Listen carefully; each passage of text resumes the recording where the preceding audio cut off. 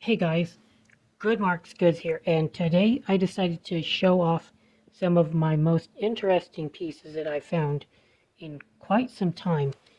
And I got these at an estate sale, a local one, and I don't remember the price I paid, but I believe it was somewhere around $100. And they're just, they're visually stunning, and I don't quite know what to do with these because they're probably profitable to flip, but I don't know if I want to get even part with these because they're so unique. And if Silverplate were to ever become popular, these would be supreme and unique pieces that would command quite a lot of interest in an auction, or shoot, I think these belong in a museum, quite frankly. These it came with three pieces, but I'll point out these two first because they're clearly related, and they were made by Reed and Barton. Both of them have the same marking.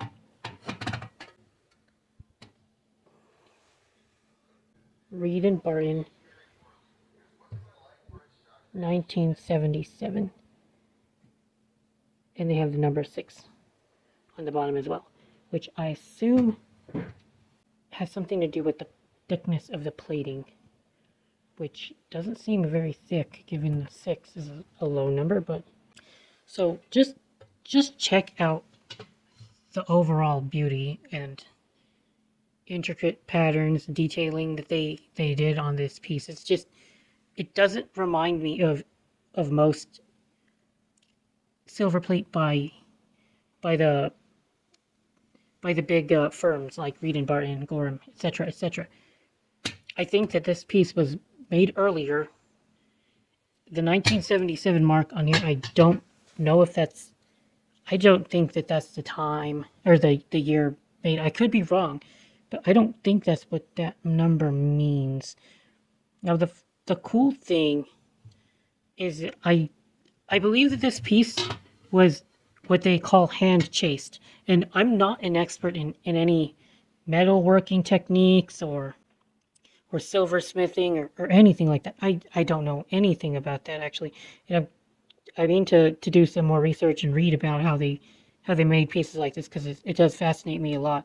I I guess my first step was to learn the makers and to be able to identify who made pieces and whether or not they were rare and when they were around and all that stuff.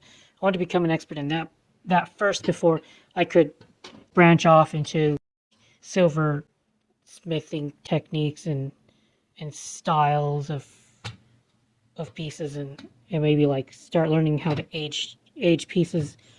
Yeah, like I said, I believe that it's hand chased, and what that means, just looking at a quick overview, somebody would have taken a tool and did this by hand all around here. Very, very cool. And the weird thing is that a lot of times when companies did hand chasing, they would have put it on the bottom near the hallmark, but this one doesn't have it. So yeah, that's just my opinion that it's hand chased. If I could see an expert, that would be kind of cool.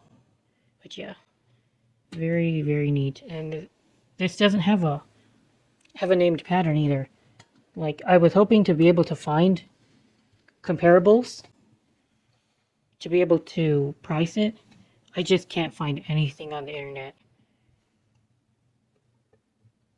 Nothing on the internet. And I did believe that it would just be called a melon pattern, but that didn't get me any help.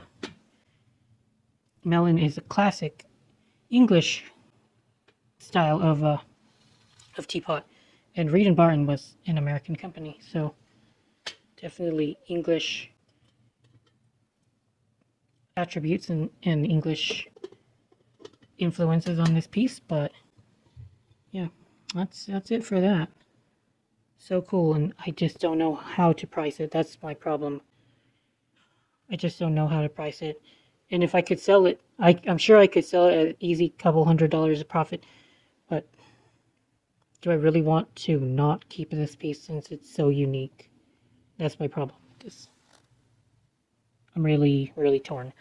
Now let's go look at the third piece of this lot that I was able to pick up. It came with these other two. It's very hollow sounding. Thud, thud. Now, you guys aren't going to believe this.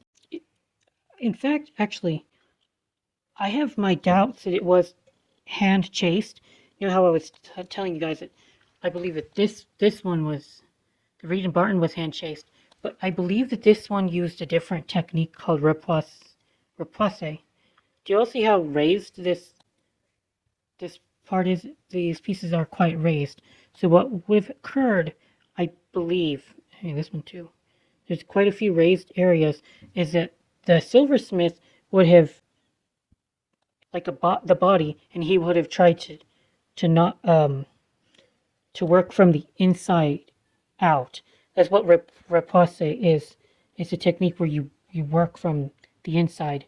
Like, imagine a tool, right? Had the piece, like, you would have had a piece right here where it's raised, and you would have put a tool right there and hit it with a hammer or something, and that would have gotten these raised areas. And it could have been hand chased too. Some of the finer detail work would probably have been hand chased as well. So I think that this one used two different tools. Now what I can do for you all, and this is all I can do because it's very difficult to read this hallmark. I had to use a flashlight, and I also needed to use a magnifying glass in order to see. But I'll go ahead and show you all pictures that I was able to take of the hallmark.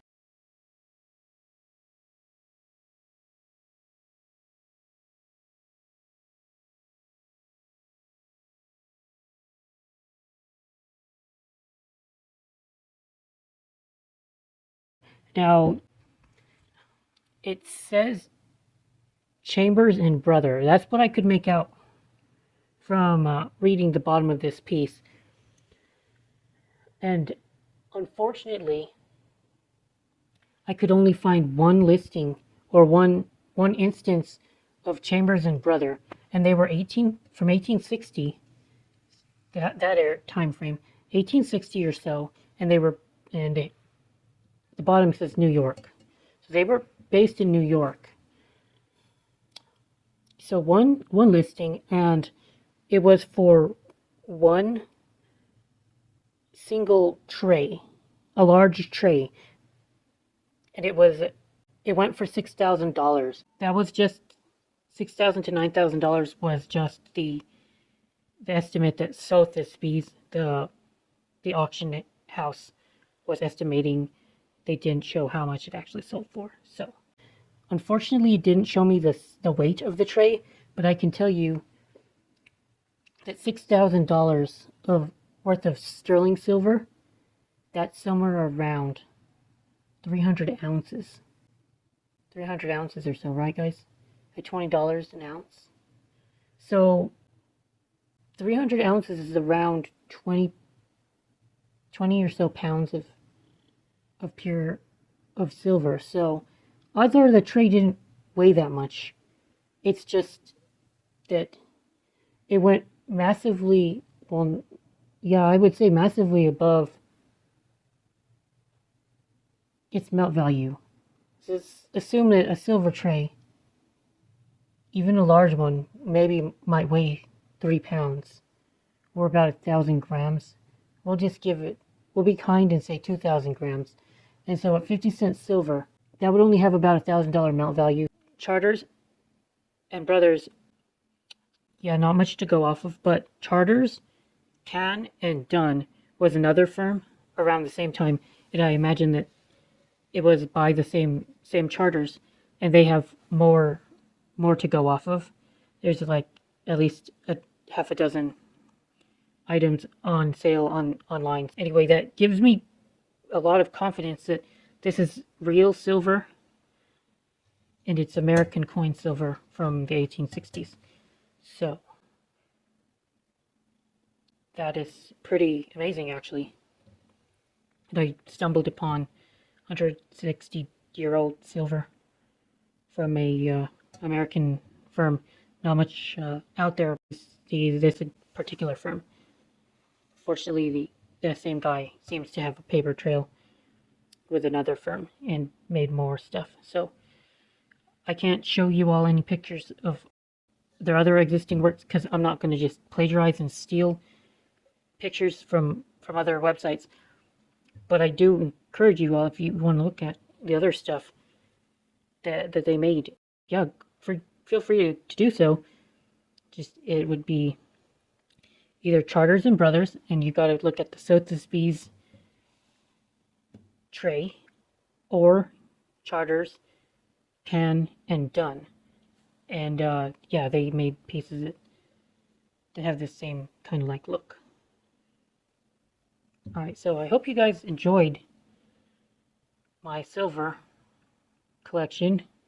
Pieces from my, I guess I'm gonna keep them because I don't quite know what to do with them. I can always try to send this off to an auctioneer and get it checked out. Maybe someday I might do that if I ever get hard up on cash.